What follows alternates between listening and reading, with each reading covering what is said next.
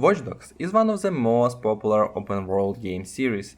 It is about the world being controlled by big corporations that collect all your data and use it against you. So basically a documentary. We are on the side of hackers that try to stop the civil corporations from controlling the whole world. Today I will talk about Watch Dogs 2 from 2016. It has by far the best user score of all three titles in the series, and I will try to figure out what went right for this one, and at the same time why the score is still not that high.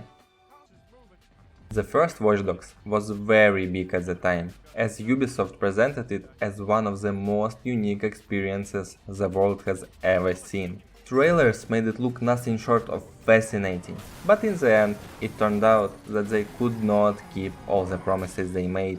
To this day, it is still one of the worst cases of game downgrades from the trailer to the real gameplay.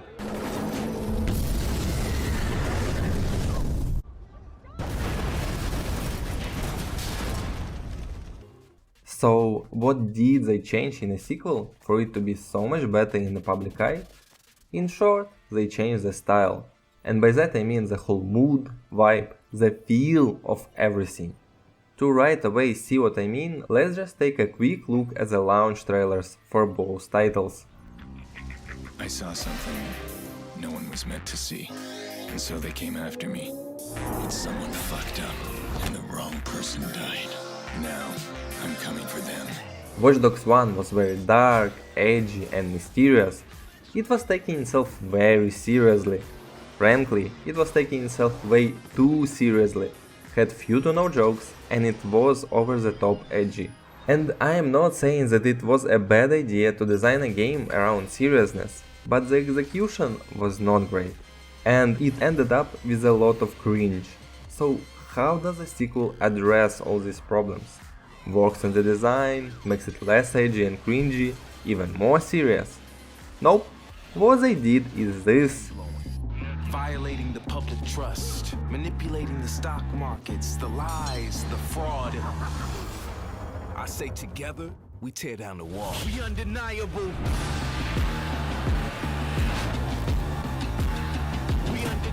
It is very distinct, much louder, more colorful, bright, and I guess just has an overall more fun approach. They embraced all the flaws, all the goofiness and edginess, and even cringiness, and made it the style of the game, its selling point. Barbarians are at the gate and ready to bust some Roman heads.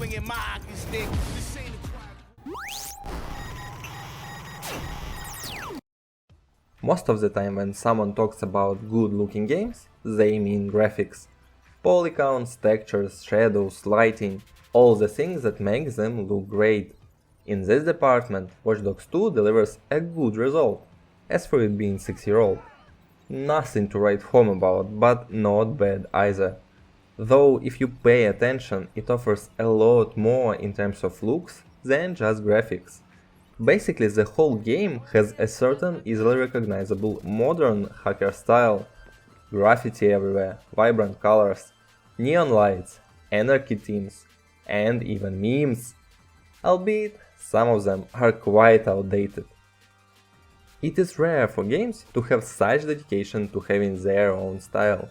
Usually, you would mostly encounter it directly in the gameplay itself, meaning stuff like environments, graphics, and character design, while other things, such as all the UI elements and menus, would be more generic in their looks. Not this game though.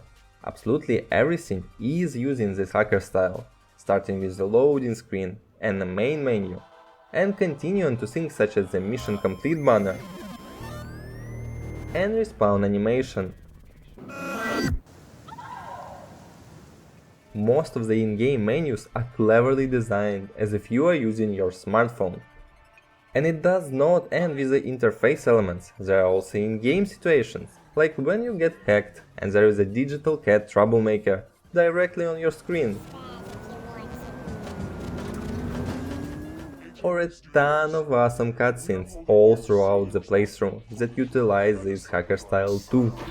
Cheesy stunts and bad dialogue we can take, but you've insulted our intelligence, and that we can't excuse. It seems like you could do with a lesson on what hackers are capable of.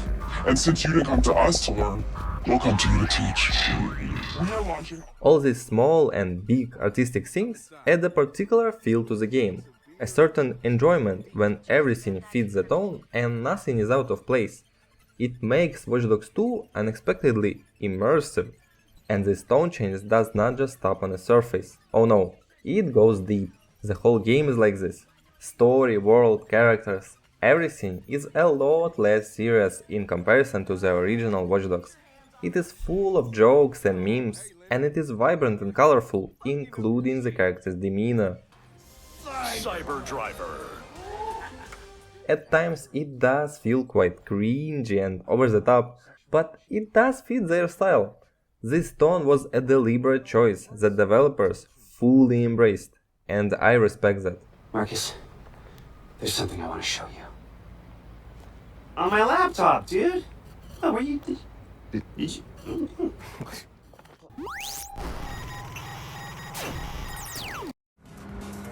Watch Dogs 2 unfolds in San Francisco Bay Area, so there are a lot of real-life places such as all the famous monuments and buildings.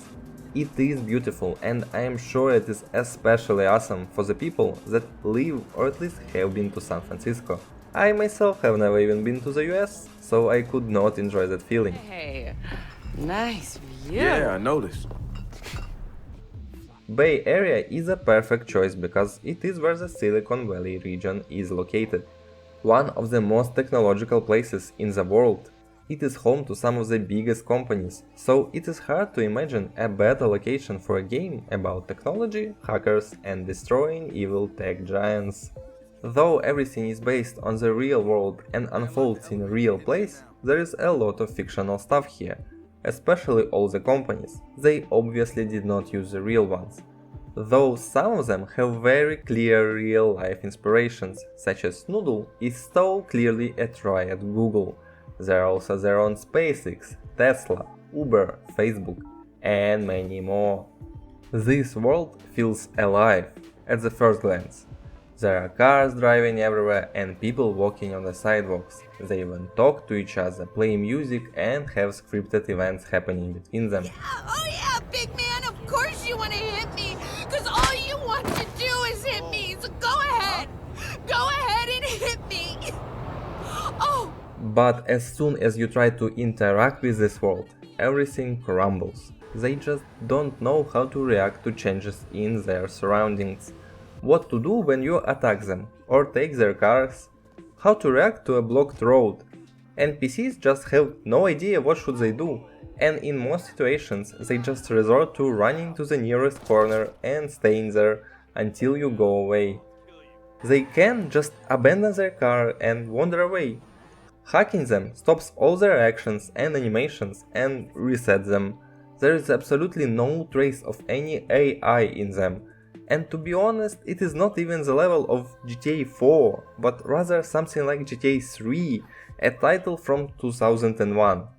Messing around with the surroundings is one of the most amusing parts of open world games, and here it is just absent, because the world does not react to you, except by starting police chases. Dispatch to squad. We got alert. We got Possible hostile area location. all over the place. Now let's talk story. The main concept of Watch Dogs is for you to topple evil companies, uncover the truth about them, and expose everything to the public, thus destroying these companies. The biggest and the baddest company of them all is Bloom, the main antagonist of the series. In real life terms, it is something like Meta plus Apple multiplied by 5. They have control over basically most electronics in the US. They see through all the cameras. They can access all the phones, and they collect all of the personal data that you can imagine. They know your job, your income, your past, and even your sex life. And not my sex toys too. Why did they have to ruin everything? So it is a decent antagonist, both in terms that you can imagine such a company really existing in real life, and because you can easily get behind the idea of destroying such an enemy. The thing is, you are not going to attack this company until the very end of the story. Well, it is the biggest and the baddest company after all, so it is logical from the gameplay perspective to save it for later, the last boss so to say. In terms of plot reasoning, it gets weird. We get explained that Alright, you need two things to take down Bloom. You need to get people to rally behind your cause and separate you from the trolls. And we need bots, and a lot of them to handle the data CTOS is processing. Thank you, Josh. We spent all night modifying our app so you can get followers to download the app and we can use their processing power for the cause. so before going in Bloom, we need to get a lot of followers to rally and handle the data. Then the game starts tracking the number of followers, and it is basically an indication of your progression. When you do something like finish the mission or clear an outpost, you get more followers, and certain amounts of them level you up, which gives you research points to spend. Throughout the story, to get more followers, you do a ton of various missions that either help you to get closer to Bloom or uncover other evil tech giants, such as infiltrating an already mentioned Noodle to get backdoor access to their servers after you learn that they feed all of the user's personal data directly to Bloom. Or it would be like that if not for the fact that at the same time to those important missions, we also do some absolutely random stuff that has no coherent connection to the central story. Missions that I would call side quests, but here they are a part of the main plot. And they get justified because you will get followers that presumably help you to reach the primary goal. At least some of these missions are fun and are in tune with the whole theme and flow of the game. For example, stealing a talking car from a movie set about hackers, or exposing lies of a Scientology-like cult with the help of a movie star. These missions have no value for the general plot and does not get you closer to Bloom. But it is just something fun and interesting to do, so I guess that is okay, but this is not the case for all missions, because there is just some absolutely wild stuff.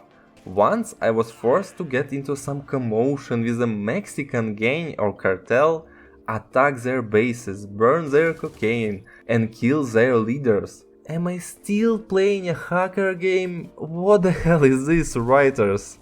While playing through the main plot, I got a constant feeling that just whatever idea writers came up with, they just put it in the game for the sake of it, even if it did not fit the narrative of the story. I would guess that it was done to prolong the game, because if you cut all this filler content, we would be left with about 10 hours, if not less, of main missions, instead of 20 that we got. So then they probably understood that this amalgamation of random missions makes no sense, and they came up with the whole gain followers idea. Genius! Now you can force players to do absolutely any random stuff and justify it by saying that they progress the plot by gaining followers. Frankly, it is a very lame and lazy way of justifying all the random stuff the game makes you do. But do you know what is the worst part in all of this? You never actually need those followers. They are not used in any imaginable way whatsoever. At the end of the game you just infiltrate Bloom head on, with no bots to handle the data and no people to rally behind you. In summary, you are forced to play side missions for half of the main plot and try so hard to gather followers.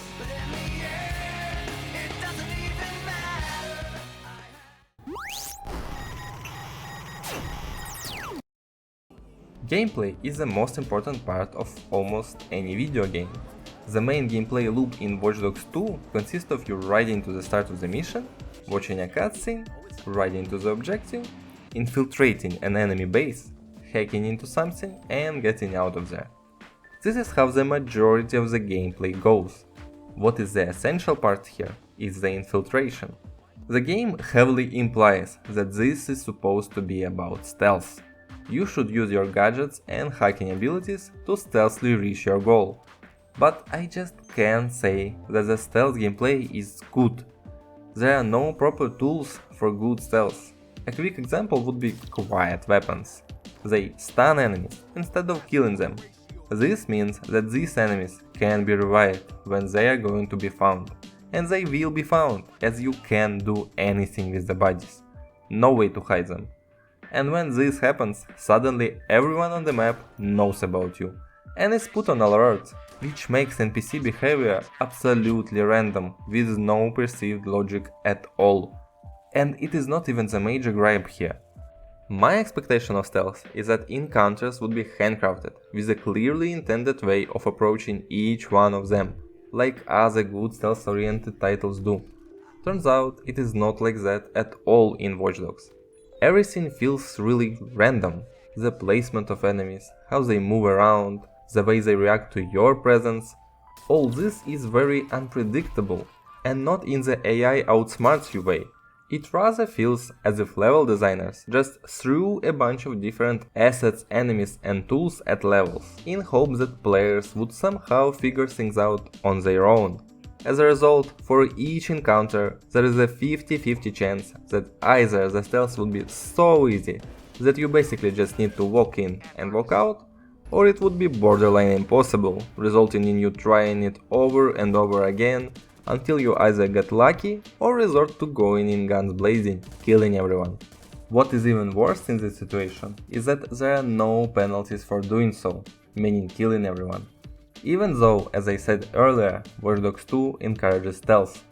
In fact, simply going berserk is often much easier and faster than crouching around, activating traps and stunning guards, waiting for a lucky opportunity to progress. The only penalty is that enemies become alert, call backups and attack you.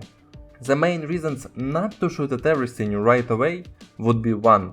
Just for the immersion, as it feels quite weird that a random hacker with no proper training or means can outgun tons of trained military, and 2. Just because gunfights are brainless and not that fun. In general, shooting in Watch Dogs 2 is very secondary. It feels more like an afterthought than anything else. There is not much to say about it, as it simply lacks any uniqueness and engagement. Most enemies just stupidly run directly to you and your traps, so you can easily deal with them. Dull shootouts would not be a problem at all if the stealth part was great.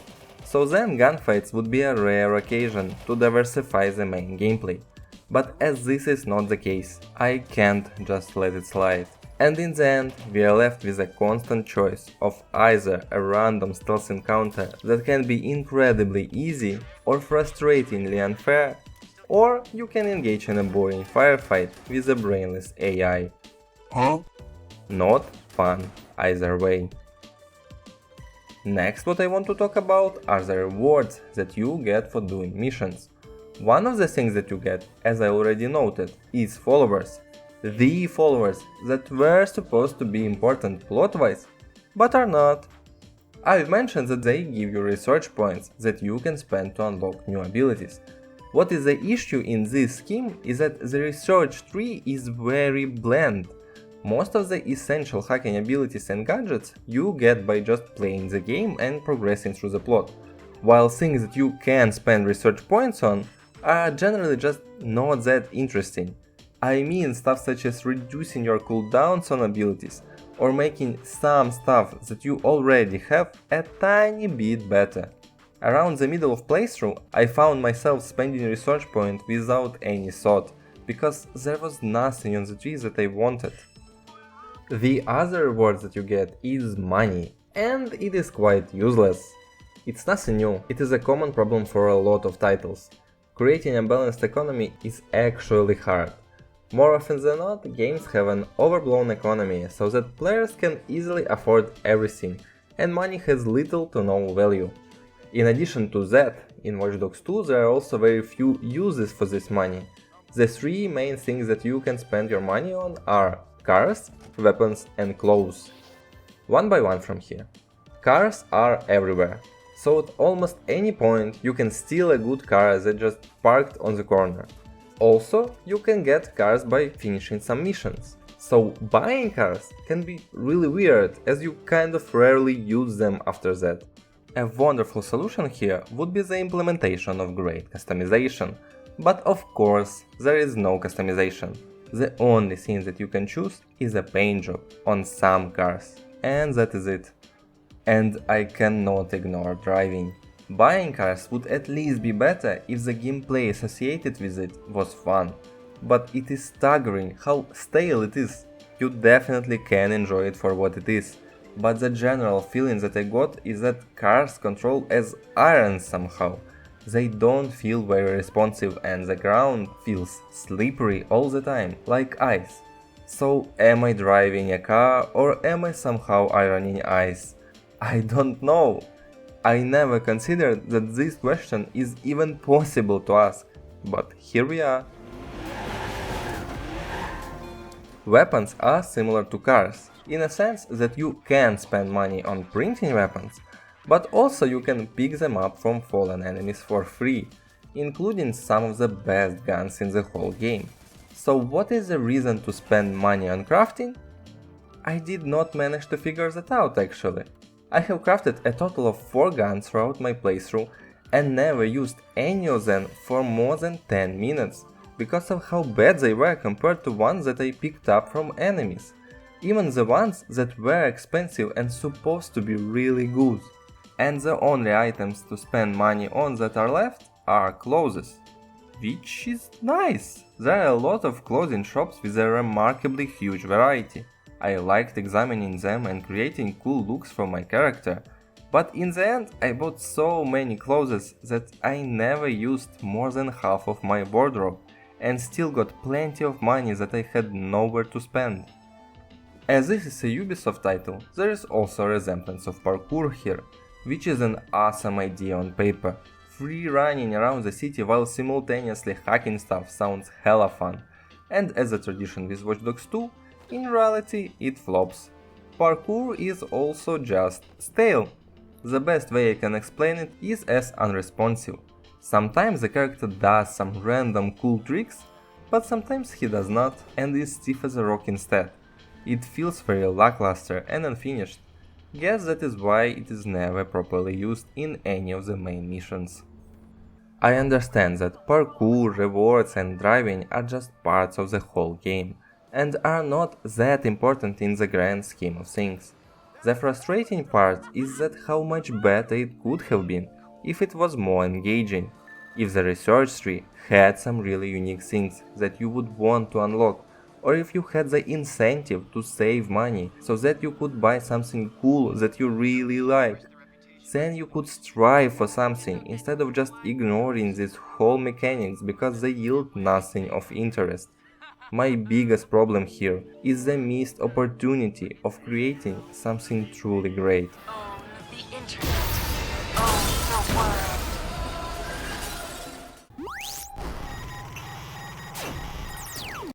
One of the most important topics that I wanted to talk about in this video: characters. The overall character design of Watch Dogs 2 is unexpectedly striking and unique. The main cast is interesting, they have some depth about them and are definitely memorable. And it is especially awesome that they are geeks, just as a lot of players are. And it is not even hello fellow kids kind of geeks, but more authentic ones. The needs of the many.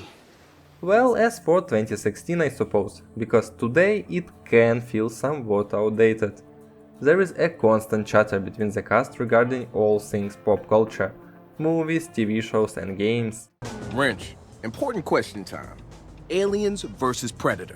The question doesn't make any sense. I mean, aliens basically use predators as an external womb to perpetuate their species. And the predators, well, they come from a world where you hunt or you die. Even their main base is just a basement of a geek hangout place. All this makes them relatable, I guess. Especially if you are into that kind of stuff and would get all the references that are abundant in this game. This is a rhetorical question, because after all the gameplay that you saw already, the answer is obvious. But let's pretend it is not. Who do you think the main character out of the leading cast is? A young, ordinary looking lad with a high functioning autism, which in his case means that he is very socially awkward. Of course, because of this unique trait, he also has plenty of interesting stuff about him, peculiar interactions and rich history. Can I have a hug? Yeah, I have a 2-second. A woman hacktivist that basically had built this local branch of DedSec on her own, with a potentially unique story about her motivation to rally against crony capitalism out of resentment for her rich parents' business practices. But if he fucks with any of us, I'm gonna pop his nuts like ripe grapes. A black hipster dude that was falsely accused of being the primary suspect in a high-tech robbery and sentenced to community service, thus becoming disillusioned with the system and joining DedSec. All good, except I'm no hipster. You keep telling yourself that. Or the strange charismatic masked man, loud-mouthed, funny and mysterious. What is his story? Why is he wearing this mask? No one knows. It is speculated though that he had a troubled childhood with a debilitating shyness, leading him to build an electronic mask that would serve as his means of expressing emotions. So much room for a great backstory and development. So who is it going to be? Yep, it's Marcus the hipster dude. My point here is quite obvious. Wrench is essentially the perfect main character material and overshadows Marcus in everything. It really feels that he should have been the lead because of how unique, funny and original he is. Especially in comparison to what we got instead, because Marcus is essentially a nobody. He does not have anything special about him. He never develops as a character, and his backstory is non-existent. I will be honest and say that I fully expected him to be established as a stereotypical black dude. But even this never happens, which may be for the best, but as a result he is just a generic hacker guy that is put on the story rails and simply goes with the flow. Wrench's design, on the other hand, is entirely unique. With all the spikes, this weird mask and anarchic attitude, when you first see him, you think, wow, this will be an annoying, cringy character, wouldn't he? This is the army of printers. It is capable of pumping out an arsenal of lethal weapons down. But the more you play, the more you fall in love with him. Somehow he pulls this character off perfectly. The look, the jokes, everything just works and it makes him a great character. How's my hair? Lynn, can you give me a comb? No? Alright, fuck you. Oh no. Oh, we're in for a big one. Can you feel it growing in the south? The thing is, I think I understand what Watch Dogs tried to do here. There are games that pulled off this trope much better.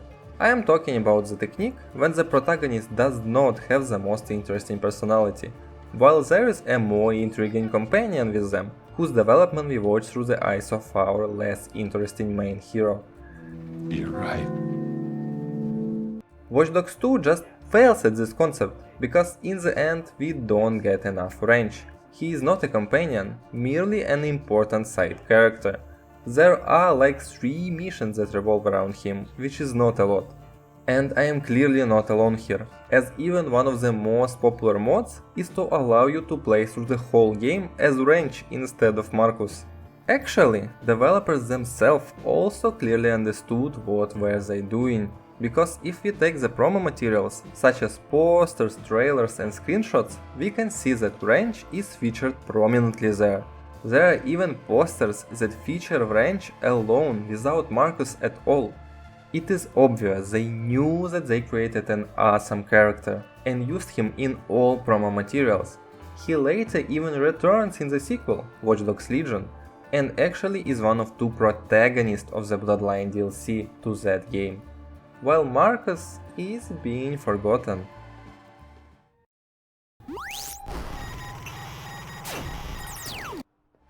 I have mixed feelings about Watch Dogs 2. On one hand, it is an excellent example of how to create a sequel, in terms of accepting your previous flaws, embracing them, working them out, and creating your own original, easily recognizable style based on that. It is a huge game with plenty of content, some of which is rather fun. And the character design of Wrench especially deserves to be appreciated. But on the other hand, the major emotion that I got from the gameplay is mediocrity. Watch Dogs 2 does not excel in anything. Stealth is random, shooting is underdeveloped, the story is a bunch of side missions clumped together. Rewards are unrewarding and driving is weird. I wish it was better, because the concept is awesome. This world has huge potential, and maybe, just maybe, this potential will be utilized in the sequel. Oh no, they abandoned everything that I talked about here, changed the style back to dark and serious, ditched any cool character design, and forgot everything about the unique original style. So it was a failure. Do they not learn from anything? So let's answer the major question here. Is Watch Dogs 2 worth playing? If you desire an open world title, there are definitely better options available for you. But if you are really into this aesthetic, into hacking and nerds, or simply already got bored of those other open world games and want more, then definitely get this one when it is on discount. It has a lot of good qualities and decent gameplay that it can offer for that price.